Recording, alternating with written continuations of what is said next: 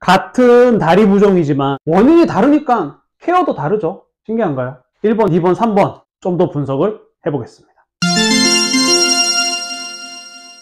사람 중심 상담 우선 은혜 갚는 약사 두꺼비팜입니다.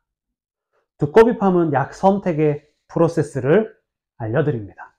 최근 일주일 동안 약국에 다리 붓는다고 오신 분이 3분이나 있었어요. 제가 드렸던 제품들 이 3분 다 달랐어요. 이게 바로 사람을 중심으로 상담을 이어가게 하는 이유인데요. 3분 모두 다리가 붓는 이유가 다 제각각이었거든요. 편의상 숫자로 말씀을 드리면 1번 분은 치질 증상이 있었고 다리도 부으면서 하지정맥류까지 살짝 있었습니다. 그래서 간을 원인으로 보고 제품을 추천드렸고요. 2번 분은 다리도 붓지만 아침에 얼굴, 손 붓는 게 더 고통스럽다고 하셨어요. 그래서 한숨을 자주 쉬냐, 가슴 두근거리지 않냐 물어봤더니 모두 예스. 눈도 동그란 조류, 새 형상이라서 심장을 타겟하는 제품을 드렸습니다. 마지막 3번 분은 저녁에 다리도 붓고 잘 때 종아리에 쥐도 잘 난다고 하셨습니다. 평소 하이힐을 많이 신어야 한다고 하셨기 때문에 종아리 근육의 문제로 판단했고요. 같은 다리 부종이지만 원인이 다르니까 케어도 다르죠. 신기한가요? 1번, 2번, 3번 좀 더 분석을 해보겠습니다. 좋아요와 구독은 컨텐츠 제작에 큰 힘이 됩니다. 치질과 하지정맥류가 있었던 1번 분의 근본 원인이 간이라고 했는데요. 간은 우리 몸에서 해독작용을 한다는 거 모두가 아는 사실이죠. 그 해독작용을 하기 위해 전신에 있는 피가 간으로 들어가게 되는데 이 들어가는 통로를 간 문맥이라고 합니다. 그런데 어떤 원인으로 이 간 문맥에서 정체 현상이 벌어지게 되고요. 정체 현상은 엉뚱하게 항문의 정맥, 다리의 정맥에 문제를 일으키게 됩니다. 그게 치질, 하지정맥류죠. 그래서 치질약으로 알려진 그 치땡의 효능 효과를 보면 치질도 있고요. 정맥류에도 효과가 있다고 표기되어 있어요. 이게 다 이 간 문맥의 정체를 해결하는 데 도움이 되기 때문입니다.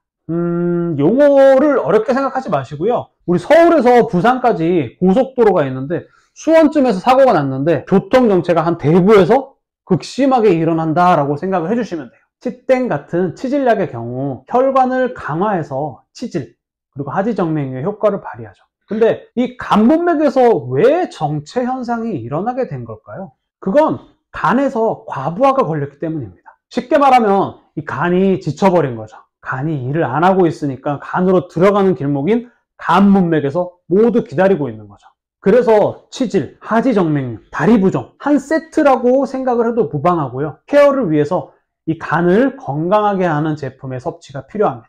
간을 건강하게 만드는 제품군에도 저는 2가지로 분류를 하는데요. 간에 있는 이제 노폐물을 없애주는, 씻어주는 사간약, 그리고 간에 영양 공급을 하는 보관약, 이렇게 2가지를 체질을 보면서 선택을 합니다. 2번 분은 뭐였죠? 심장을 이야기 드렸는데요. 다리보다 얼굴 붓는 게 심하고 한숨 쉬고 가슴 두근거린다. 이렇게만 보고 어떻게 심장을 말하는 걸까요? 그리고 눈이 동그란 조류라는 말까지 한번 알아보겠습니다. 기본적으로 부종은 몸의 어느 부위에 나타나는지에 따라 분류가 가능합니다. 저녁에 잘 나타나는 다리 부종이 있고요. 아침에 많은 얼굴, 손 부종이 있습니다. 그리고 얼굴, 손 부종의 원인으로는 심장을 말할 수 있죠. 자는 동안 혈액순환이 원활하지 못한다면 상체 쪽으로 부종이 생깁니다. 그리고 심장이 약한 사람들은 한숨을 자주 쉬게 되고요. 심장 두근거림도 잘 나타나죠. 그리고 잘 때 꿈을 많이 꾸기도 하고요. 식은땀을 흘리는 경우도 많습니다. 그래서 심장이 약해서 오는 부종이라고 판단을 했고요. 눈이 동그란 모습에서 확신을 했던 거죠. 사람의 생김새로 병이 오는 방향을 알 수 있는 학문을 형상의학이라고 하는데요. 그 중에 주, 조, 어, 갑 4가지로 사람을 분류하는 방법이 있습니다. 제가 조류라고 했죠. 날아다니는 새예요. 눈이 동그란 특징이 있고요. 머리 회전이 굉장히 빨라요. 그리고 금방 열받기도 하고 좀 다혈질적인 기질이 있죠. 그리고 핵심은 심장에 문제가 잘 나타날 수 있습니다. 이렇게 2번 분처럼 심장에 약점이 있는 분에게는 생맥산 혹은 코큐텐 같이 강심작용이 있는 제품들을 응용할 수 있습니다. 1번, 2번 분이 내과적인 원인이었다면 3번은 외과적인 문제로 볼 수 있습니다. 바로 종아리 근육의 과긴장 혹은 단축이 원인이라 할 수 있죠. 심장의 펌핑으로 사지로 전달된 혈액이 다시 심장으로 올라가기 위해서 반드시 근육에 도움이 필요합니다.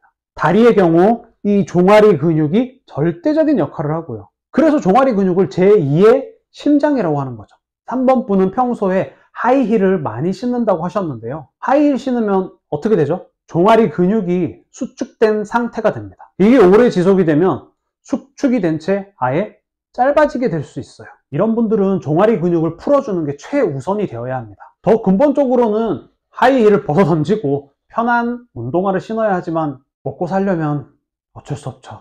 먹는 제품으로는 근육 이완제, 마그네슘, 한방 제품으로 작약감초탕 등이 있고요. 이런 제품들을 드리면서 꼭 강조하는 게 하나 있어요. 바로 스트레칭인데요. 영상을 보면서 설명을 드릴게요.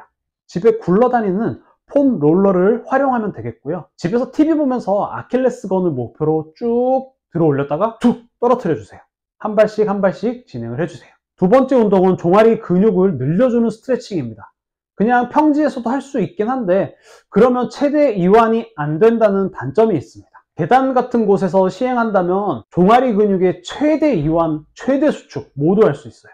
그래서 계단을 추천합니다. 단, 다치지 않게 가동 범위를 적절하게 조절을 해주세요. 퉁퉁 붓는 다리의 각기 다른 원인과 그에 따른 해결 방법까지 살펴보았습니다.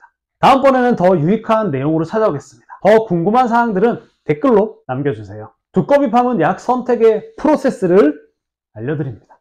좋아요와 구독 잊지 마세요.